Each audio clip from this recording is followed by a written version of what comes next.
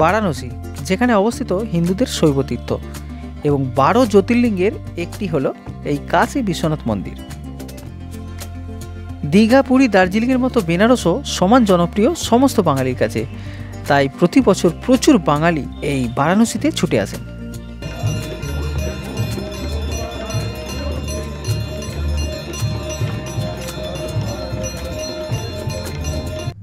আজ হচ্ছে 25শে জানুয়ারি, আর আজ আছে আমি বারাণসীতে।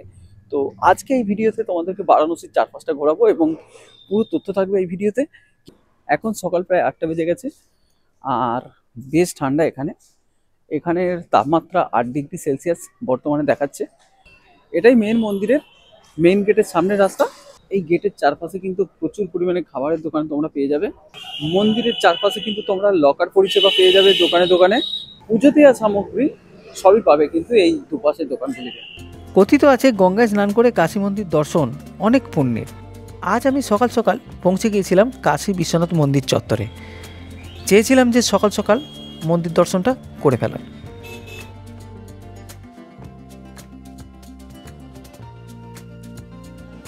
মন্দিরের প্রধান দরজা হলো 4টি। সবকটি দরজা দিয়েই তোমরা মন্দিরের ভেতর প্রবেশ করতে পারবে। এখানে সুগম দর্শন হয় একমাত্র 4 নম্বর গেট দিয়ে, আর যার মূল্য পড়ে 300 টাকা।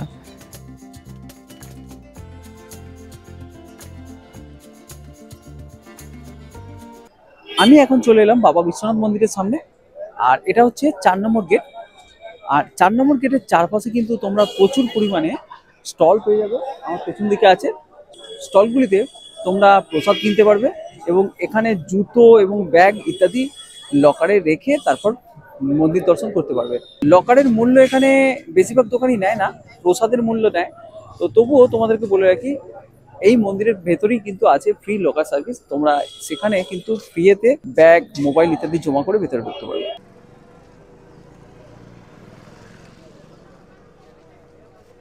মণিকর্ণিকা ঘাটের একটা গলি দিয়ে আমরা মণিকর্ণিকা ঘাটের দিকে যাব।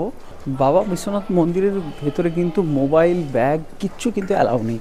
তো তোমরা বাইরেই তোমাদেরকে জমা করে বাবা বিশ্বনাথ মন্দিরের ভেতরে ঢুকতে হবে।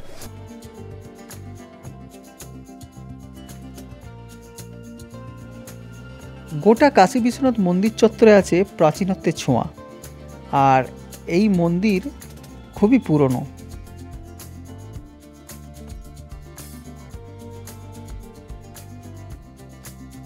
আমি এখন আছি মণিকর্ণিকা ঘাটের একদম সামনে, আর এখান থেকে কীরকম ভিউটা দেখা যায় সকালের দিকে তোমাদের সেই ভিউটা দেখাবো, এবং এখান থেকে মন্দিরের কিছুটা অংশ নেওয়ার চেষ্টা করব। তো চলো মণিকর্ণিকা ঘাট যাওয়া যাক। কিছু কিছু মন্দিরও একাদশ থেকে দ্বাদশ শতাব্দী প্রাচীন, তাই এই বেনারস অনেক প্রাচীন শহর।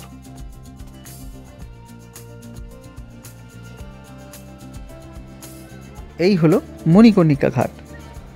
কথিত আছে মহাদেব শিব সতীকে এখানে দাহ করেছিলেন, এবং তিনি এই ঘাট দিয়েই মন্দিরে প্রবেশ করেছিলেন। তাই মণিকর্ণিকা ঘাট শৈব অনুগামীদের পক্ষে খুবই পবিত্র।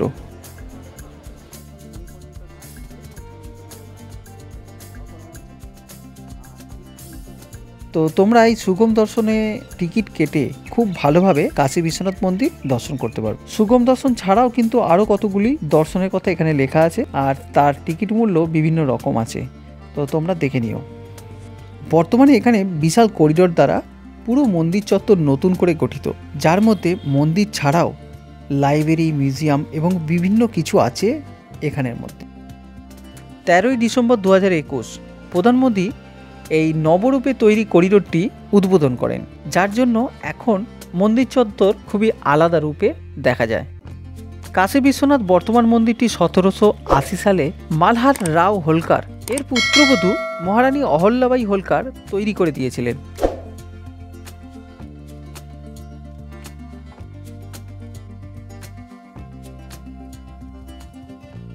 (1835 সালে পাঞ্জাবের শিখ সম্রাট রঞ্জিত সিংহ মন্দিরের চূড়াটি 1000 কিলোগ্রাম সোনা দিয়ে মুড়ে দেন।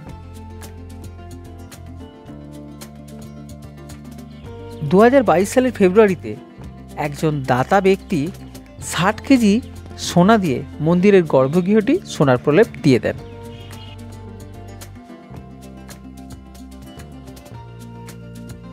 সোনার প্রলেপের কারণে এই মন্দিরকে স্বর্ণ মন্দিরও বলা হয়।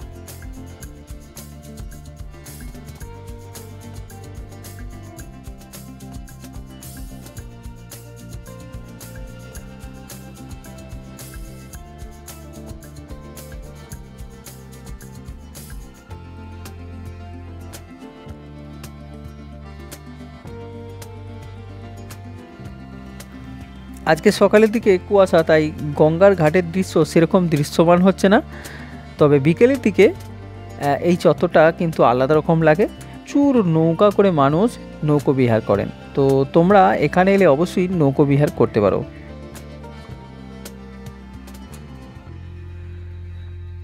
এখানে বারাণসীর সমস্ত ঘাট দর্শনের জন্য প্রচুর নৌকা তোমরা পেয়ে যাবে, আর শেয়ারে তোমাদের এক একজনে পড়বে 100 থেকে 200 টাকার মতো।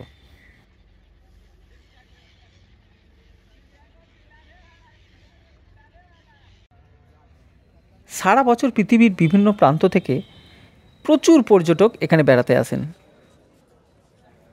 দেশের পর্যটকের সাথে সাথে বিদেশি পর্যটকও এখানে প্রচুর আসেন।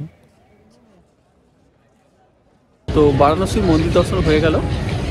প্রচণ্ড ভিড় আছে এখন এই মুহূর্তে, তবে সকালের দিকে এবং রাত্রি থেকে মোটামুটি খালি থাকে। তো চলো এবার আমরা বারাণসীর অন্নপূর্ণা মন্দিরে কিন্তু প্রসাদ খাবো, সেখানে ফ্রি এর লঙ্গর চলে, আর সেই দৃশ্যও তোমাদের দেখাবো। তো চলো যাওয়া যাক।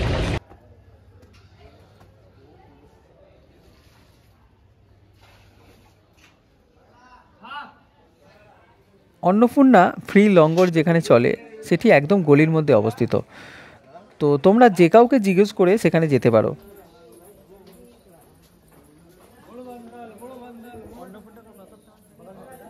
লঙ্গরের ভেতরের ছবি তোলা কঠোরভাবে নিষিদ্ধ, তবু তোমাদেরকে কিছুটা দেখানোর চেষ্টা করছি। আর এখানে প্রচুর মানুষ আসেন প্রসাদ গ্রহণ করতে।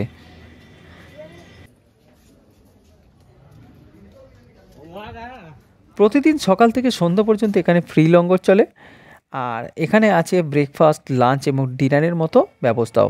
তো সকাল 8টা থেকে রাত্রি 10টা-11টা পর্যন্ত তোমরা এখানে ফ্রিতে লঙ্গরে প্রসাদ গ্রহণ করতে পারবে। আজকে ব্রেকফাস্টের মেনু ছিল ইডলি, মেন্দা বড়া, সাম্বার ও চাটনি। প্রসাদের কথা কি বলবো, প্রসাদই হয়, আর স্বাদও ছিল কিন্তু সত্যি খুব সুন্দর।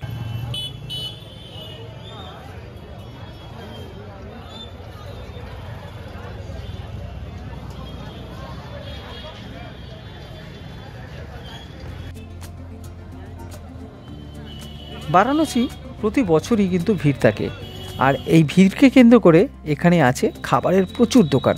আর এখানে স্ট্রিট ফুডে খাবারের মধ্যে তোমরা পেয়ে যাবে বিভিন্ন রকম সব পদ।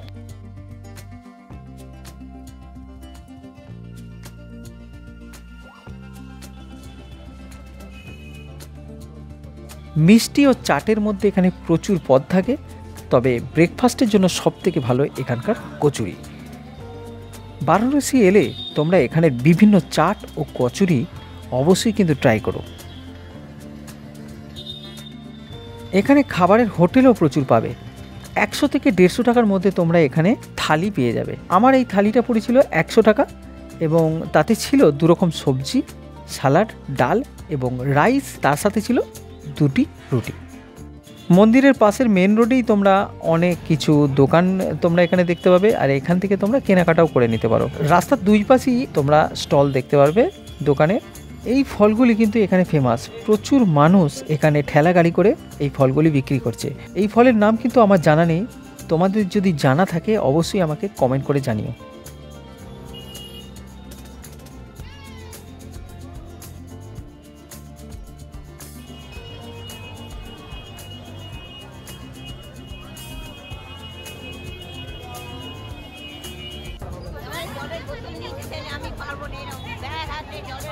সন্ধ্যা 6টার পর দশমের ঘাটে কিন্তু আরতির জন্য বিশাল মানুষ একত্রিত হয়, আর এই আরতিতে প্রচুর ভিড়ও থাকে। তো তোমরা যদি আরতি দেখতে চাও দশমের ঘাটে কিন্তু 6টার মধ্যে চলে এসো।